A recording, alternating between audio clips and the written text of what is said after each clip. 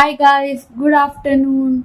आज मैं आपके लिए एक न्यू सब्जेक्ट लेके आई हूँ, एचआर का, ह्यूमन रिसोर्स का, जिससे कि हम यूनिट 1 स्टार्ट कर रहे हैं, laws relating to industrial relations. जिसने भी आगे एचआर में जाना है उसके लिए ये सब्जेक्ट इम्पॉर्टेंट है। तो अगर कोई भी अगर आपको कोई भी एचआर में बहुत कॉन्सेप्ट आते हैं तो आपको क्लियर करना बहुत जरूरी है इसके बारे में। तभी ये एक मेन हमारा सब्जेक्ट होता है फाइनेंस का, एचआर का। तो आपका अगर किसी ने आगे एमबीए में एचआर ऑप्ट करनी है तो ये आपके लिए इम्पोर्टेंट सब्जेक्ट रहेगा और ये आएगा भी। ठीक है, तो हम यहाँ से स्टार्ट करते हैं इंडस्ट्रियल रिलेशन से। कि सबसे पहले हम मीनिंग पढ़ेंगे, 2-3 टॉपिक करेंगे और अच्छे से करेंगे, इसीलिए ध्यान से सुनना। बहुत इजी है अगर आप समझने पे आओ। अगर आपको ये मीनिंग समझ आ जाता है तो आगे के कॉन्सेप्ट इजी होते हैं, बस कुछ कॉन्सेप्ट होते हैं जो समझने वाले होते हैं। तो चलो यहाँ से अब वीडियो स्टार्ट करते हैं, नहीं तो बहुत लंबी जाएगी वीडियो, तो इसीलिए मैं जल्दी से स्टार्ट करती हूँ। ठीक है, तो फर्स्ट है मीनिंग। इंडस्ट्रियल रिलेशंस मीनिंग क्या है? ये 2 टर्म से बना है, इंडस्ट्री और relation. Industry denote a fruitful and creative activity that involve individual or a group of people। Industry किससे बनती है? इंडिविजुअल से या ग्रुप ऑफ पीपल से। कोई भी अगर उसमें एक्टिविटी हो रही है उसे कहते हैं इंडस्ट्री। ठीक है, रिलेशंस क्या होता है? Relation denote association between employer and employ. कोई भी अगर कोई भी रिलेशन है, एम्प्लॉयर एम्प्लॉय का हो गया, एम्प्लॉय एम्प्लॉय का हो गया, लेबर यूनियन का हो गया, ठीक है, मैनेजमेंट, ऑर्गेनाइजेशन, सोसाइटी। क्योंकि हर एक्टिविटीज में ये पार्टीज इन्वॉल्व रहती है, तो किसी का भी किसी के साथ रिलेशन हो सकता है। ठीक है, तो यहां से अब हम करते हैं, मेन ही हमने सिर्फ पढ़ना है। ज्यादा आपको सारे पैराग्राफ पढ़ने की जरूरत नहीं होती, क्योंकि आपको वहां पे जाके लर्न भी नहीं होता कि क्या पढ़ा है। इसीलिए अगर आप मेन पॉइंट्स देख लोगे और उसी को ही याद में रखोगे तो फिर आपका आप पास हो जाओगे और अच्छे नंबर से होगे। ठीक है, सेकंड पॉइंट आता है, industrial relation is known by different name. हम इंडस्ट्रियल रिलेशंस के और क्या क्या नाम हो सकते हैं, जैसे कि एम्प्लॉय रिलेशंस हो गया, लेबर मैनेजमेंट रिलेशंस हो गया, लेबर रिलेशंस हो गया इन डिफरेंट प्लेसेस। हर जगह पे कि अलग अलग प्लेसेस पे ये हर कोई लेबर मैनेजमेंट बोलता है, कोई लेबर रिलेशंस बोलता है, कोई एम्प्लॉय रिलेशंस बोलता है, तो हर में डिफरेंट एस्पेक्ट है इसमें। ठीक है, इसमें ये है कि जो इंडस्ट्रियल रिलेशंस है कि वो लेबर से ही बनी है, तो लेबर के ही रिलेटेड उन्होंने नाम रखे हैं, जैसे कि employ relation, labour management relations and labour relations. ठीक है, रिलेशंस वगैरह। ठीक है, तो अब यहाँ पे अब लास्ट पैराग्राफ पे आते हैं कि जो इंडस्ट्रियल रिलेशंस है उसको नैरो सेंस में कैसे कहा गया है और वाइडर सेंस में कैसे कहा गया है। जो नैरो सेंस में कहा गया है, जब वो बात करता है सिर्फ की association between all the members of an organisation. जब विद इन एन ऑर्गेनाइजेशन की बात हो रही है तो वो होता है नैरो, छोटा, कि इंटरनली हम बात कर रहे हैं, जैसे कि एम्प्लॉय की, एम्प्लॉयर की, यूनियन की या वर्कर की। ठीक है, और वाइडर कॉन्सेप्ट कब होगा? जब ये हम बात करेंगे ऑल फॉर्म ऑफ एसोसिएशंस की, चाहे वो ऑर्गेनाइजेशन किसी भी फॉर्म में हो, different segment of the society के साथ रिलेट करता हो, विच कम्युनिकेट कॉन्टेक्ट, जो सोसाइटी के साथ कॉन्टेक्ट आउटर में वर्ल्ड में कॉन्टेक्ट रखता हो, उसे कहते हैं वाइडर सेंस में। इनर भी है और बाहर का भी है, तो इसे कहते हैं इंडस्ट्रियल रिलेशन। तो हम एक डेफिनेशन करेंगे। जब आप वहां पे डेफिनेशन लिख के आओगे तो जरूरी नहीं है आपको फर्स्ट नाम याद रहे। आप कि अगर ये पूरा नाम है, ठीक है, तो आप ये भी लास्ट का वर्ड भी लिख दोगे, उसकी कास्ट भी लिख दोगे, तो भी आपको प्रॉपर मार्क्स मिलते हैं। पर आपको लास्ट का नाम तो लिखना है। अगर आपको फर्स्ट का नाम ना याद रहे तो लास्ट का नाम तो लिख ही देना। ठीक है, अब मैं आपको सिंपल सी डेफिनेशन करवा रही हूँ। First, according to professor Dunlop, उन्होंने क्या कहा है कि जो इंडस्ट्रियल रिलेशन है may be defined as a complex of inter relationship among workers, managers and government. एक ये कॉम्प्लेक्स रिलेशन है इंटर रिलेशन है बिटवीन जो मैनेजर और गवर्नमेंट का भी हो सकता है, वर्कर गवर्नमेंट का भी हो सकता है, या फिर वर्कर मैनेजर का भी हो सकता है, कुछ भी हो सकता है। तो फिर गाइज ये जो मैं आपको ये करवा रही हूँ ना टॉपिक्स, आपको सिर्फ उतना ही करना है, वही पॉइंट्स वगैरह सब कुछ करने हैं, कुछ भी एक्स्ट्रा करने की जरूरत नहीं है। मैं आपको ये गारंटी दे रही हूँ, अगर आप इन पॉइंट्स को भी याद में रख कर थोड़ी थोड़ी उनकी ब्रीफिंग करा होगे ना, मार्क्स सिर्फ एक मार्क्स देख लेना कि वो शॉर्ट में आया है या लॉन्ग में आया है, ठीक है, उस हिसाब से आप देख लेना। बाकी मैं इंपॉर्टेंट पॉइंट ऑफ व्यू से करवाती हूँ, क्योंकि ना इसमें मेरे बहुत एफर्ट्स लगते हैं वीडियो बनाने में। मेरे को आपको मतलब कि अगर मुझे ही ना समझ आए मैं आपको क्या समझाऊंगी, ठीक है। तो इसीलिए मेरा समझना बहुत जरूरी है। इसीलिए अगर कोई भी आपको डाउट आता है, कुछ भी है, तो आप प्लीज कमेंट बॉक्स में लिख दीजिएगा। मैं आपका पक्का कमेंट बॉक्स देख के आपका रिप्लाई कर दूंगी। तो मुझे ये बहुत मेहनत लगती है वीडियो बनाने में, इसीलिए अगर आप छोटा सा अपना एफर्ट करोगे सब्सक्राइब करने में, तो मैं मोटिवेट होके आपसे और एफर्ट से काम करूंगी और अच्छी तरह समझा पाऊंगी, ठीक है। तो अब हम चलो विदाउट टाइम वेस्ट करे ये टॉपिक स्टार्ट करते हैं। तो ये है dimensions of IR, industrial relations, इन्होंने शॉर्ट फॉर्म डाली है, ठीक है। ये आपको आ सकता है शॉर्ट में भी आ सकता है या लॉन्ग में भी आ सकता है, ठीक है। तो आप अगर जैसे शॉर्ट में आता है तो आप जैसे इसके पॉइंट्स हैं 7 है, तो आप 3-4 लिख के आ सकते हो, ठीक है। अगर लॉन्ग में आता है आप इंडस्ट्रियल रिलेशंस का पहले मीनिंग समझाओगे, ठीक है। फिर डिमेंशंस में आप हर जैसे जहां पे पॉइंट्स आते हैं वहां पे आप चार्ट बना के आ सकते हैं, ठीक है। फिर आप पॉइंट स्टार्ट कर सकते हैं, वो आपका लॉन्ग बन जाएगा और आपको प्रॉपर मार्क्स मिलेंगे, ठीक है। चलो अब स्टार्ट करते हैं। In any industry the dimensions का पहले मैं आपको मतलब बता देती हूँ, अगर जिसको नहीं पता। इसका मतलब होता है कि जैसे डिफरेंट एंगल्स और एस्पेक्ट ऑफ IR, ये मतलब कि हम डिफरेंट एंगल्स या फिर एस्पेक्ट से देखते हैं, अलग अलग तरीके से देखते हैं, अंडरस्टैंड करते हैं कि किसके साथ कैसा रिलेशन है और कहाँ पे ये फिट, किस एरिया में ये कैसे फिट होता है। तो दीज आर द डिमेंशंस, ठीक है।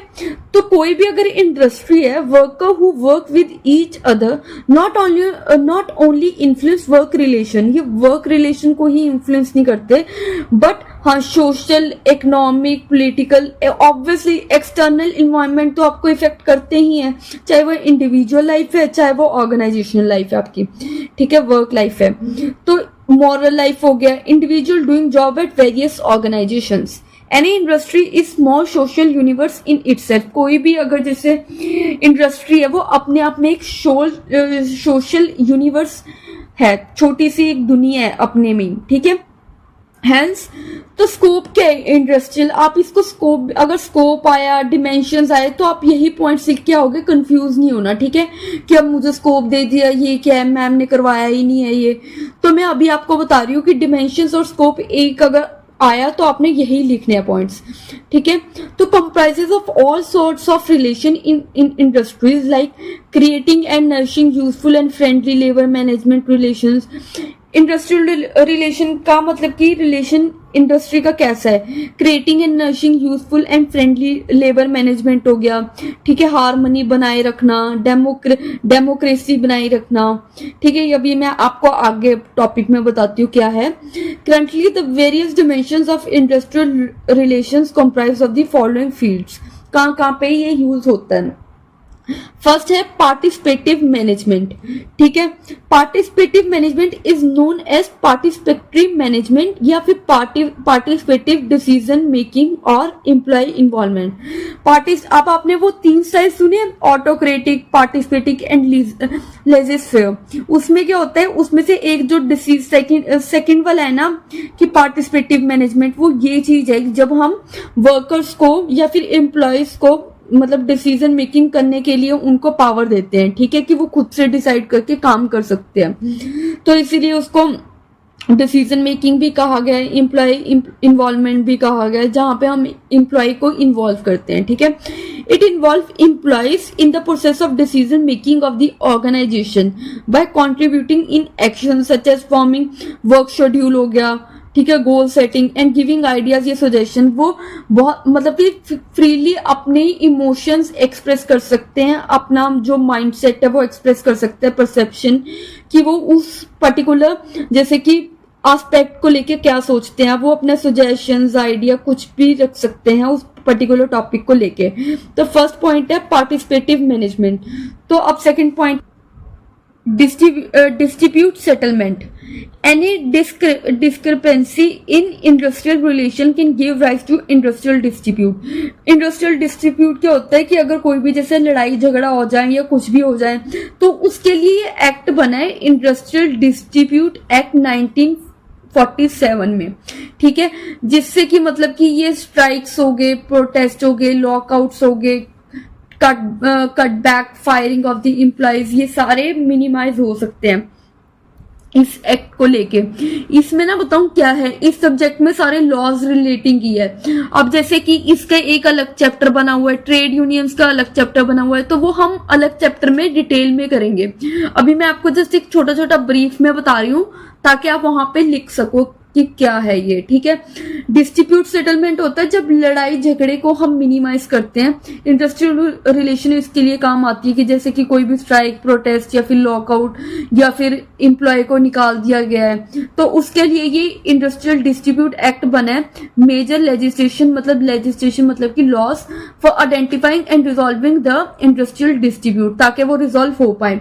ट्रेड यूनियन क्या होता है, जब एम्प्लॉय अपनी लॉन्ग लास्टिंग एसोसिएशन करते हैं, एक ग्रुप बनाते हैं अपना इकट्ठे होके employees in order to benefit out of the industry, जब वो इंडस्ट्री से एक बेनिफिट मांगते हैं कि जैसे आपने सुना होगा कि सैलरी नहीं मिली तो उन्होंने धरने लगा दिए, कुछ भी है, तो वो ट्रेड यूनियन होती है कि इकट्ठे होके वो किसी एक गोल मतलब कि उनका जो बेनिफिट उनको लगता है कि हाँ हमारा सैलरी गोल है या ऑब्जेक्टिव है, वो अचीव करने के लिए इसीलिए वो ट्रेड यूनियन करते हैं। It is permanent association of worker formed with the aim of enhancing and sustaining their working environment, ताकि उनकी वर्किंग इन्वायरमेंट बढ़ सके और सस्टेन मतलब कि टिकाव हो सके, स्टेबिलिटी हो सके, ठीक है। तो थर्ड है trade union. So fourth point is employers organization. Employers organization is made up of business enterprises and a most important player in the industrial relation. जहाँ पे employer की एक organization होती है जैसे कि CIE Council of Indian Employers, ठीक है, All India Organization of Employers, a major association of Indian Employers, जहाँ पे सारे employer की मतलब कि सारे एम्प्लॉय इकट्ठे होते हैं। तो दे इंक्लूड मेंबर्स, कहाँ से मेंबर लिए जाते हैं, एम्प्लॉयज ऑर्गेनाइजेशन में से, which consist of representative organisation से लिए जाते हैं, chambers of commerce and trade से लिए जाते हैं, and the industry association of the public sector से लिए जाते हैं। ये सारा कहाँ पे एम्प्लॉयर्स ऑर्गेनाइजेशन में ही है। डिफरेंट मतलब कि एरिया से या डिपार्टमेंट से कह लो, वो एक एसोसिएशन बनाते हैं। तो this is called employers organisation. तो अभी तक हमने 4 पॉइंट करे हैं इजी से। एक है पार्टिसिपेटिव, ठीक है, पार्टिसिपेटिव मैनेजमेंट, सेकंड है डिस्ट्रीब्यूट सेटलमेंट, थर्ड है ट्रेड यूनियन, फोर्थ है एम्प्लॉयर्स ऑर्गेनाइजेशन। तो अब हम करेंगे फिफ्थ, कलेक्टिव बार्गेनिंग, ठीक है। कलेक्टिव बार्गेनिंग से हमारा क्या मतलब है, if a country strive for economic growth, maintaining industrial harmony and peace is important. आपको पता है अब हर कंट्री के लिए एक अच्छी ग्रोथ, हार्मनी मतलब कि इकट्ठे मिलके काम करना peacefully, smoothly, and peace is important. Industrial harmony refer to an atmosphere of perfect understanding, acceptance and sense of partnership among the workers and capital, कि वो साथ में मिलके एसोसिएशन से काम करें, ठीक है, प्रॉपर उनमें अंडरस्टैंडिंग हो, एक्सेप्टेबिलिटी हो एंड सेंस ऑफ पार्टनरशिप हो, ऐसे लड़ाई झगड़े ना हो। फिर हार्मनी किसके बीच में होती है, माइंड एंड बॉडी के बीच में, तो वो फिर डिस्टर्ब हो जाती है, ठीक है।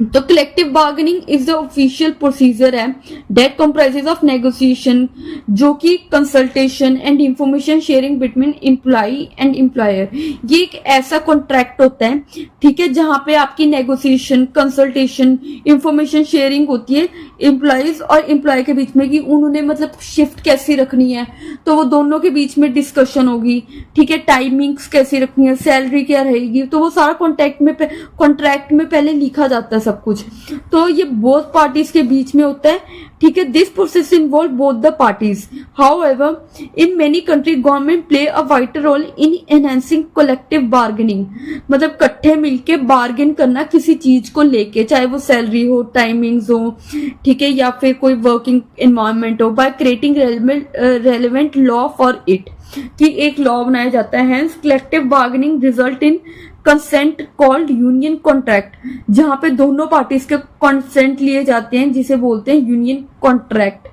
कलेक्टिव एग्रीमेंट और लेबर कॉन्ट्रैक्ट भी कह सकते हैं इसे, ठीक है। तो ये था 5th पॉइंट, कलेक्टिव बार्गेनिंग, जहां पे दो पार्टीज होती हैं और वो आपस में डिसाइड एग्रीमेंट करके पीसफुली अंडरस्टैंड करके एक्सेप्टेबिलिटी करके वो एक कंडीशंस रखते हैं कॉन्ट्रैक्ट में, ठीक है। 6th पॉइंट है लेबर लेजिस्लेशन।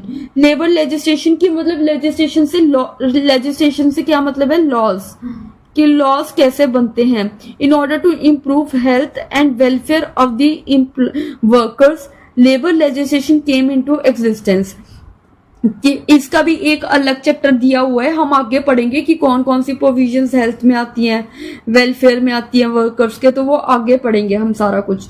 तो ये आता है कि कुछ ऐसे लॉज हैं कि जो हेल्थ और वेलफेयर के रिलेटेड बनाए गए हैं वर्कर के, ठीक है। ग्रीवेनियंस रेड्यूसल, इसका क्या मतलब है कि जो एम्प्लॉय के ग्रीवेनियंसेस हैं, ग्रीवेनियंसेस मतलब कि शिकायतें, कोई भी प्रॉब्लम हो गई, ठीक है, उनको कोई भी प्रॉब्लम है तो वो कॉन्ट्रैक्ट में जो लिखा है और connected to the contract work rule और रेगुलेशन पॉलिसी और procedure health and safety regulation past कोई प्रैक्टिसेस, इन सब के रिलेटेड कुछ भी, मतलब अगर उनको कोई भी ग्रीवेनियंसेस है, ठीक है, can be resolve through the grievance redressal procedure.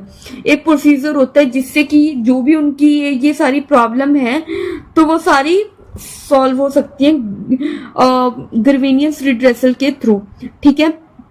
तो ये हेल्प क्या करता है, hence to develop harmonious industrial relation, ताकि कोई भी किसी में मतलब कंफ्लिक्ट ना पैदा हो कि मतलब उसने मेरा मतलब कि मेरी ये प्रॉब्लम है, और वो प्रोडक्टिविटी भी नहीं आएगी फिर अच्छी तरह, ठीक है। To run an unbiased successful and dynamic work place, ताकि कुछ भी मतलब कि बायस ना हो, सब कुछ अनबायस्ड हो, ठीक है, सक्सेसफुल हो, डायनेमिक मतलब चेंजिंग वर्क प्लेस हो, convenience handling must be done effectively, और ये बहुत अच्छे से हैंडल करनी आनी चाहिए। Then only will be the worker will be satisfied, ठीक है, तभी वर्कर सेटिस्फाइड और अच्छे से प्रोडक्टिविटी से काम कर पाएगा। तो ये मैं वीडियो अभी के लिए यहीं पे ही खत्म कर रही हूँ, ठीक है, नहीं तो बहुत वीडियो बन जाएगी, बहुत बड़ी वीडियो बन जाएगी। तो इसीलिए मैंने आपको एक छोटा सा टॉपिक करवाया है, आप घर जाके घर पे इसे रिवाइज करो अच्छी तरह, या फिर कहीं पे भी हो उसको अच्छी तरह रिवाइज करो, एंड अगर कोई भी डाउट होता है तो आप मुझसे पूछो, ठीक है। और ये बहुत इजी सा चैप्टर है, तो आपका ये मिनट्स में हो जाएगा अगर आप अच्छी तरह समझो, ठीक है। तो अभी के लिए मैं आपके next video objectives of IR लेके आऊंगी, तो अभी के लिए आप वेट करना, ठीक है। तो चैनल को सब्सक्राइब कर देना याद से। Thank you.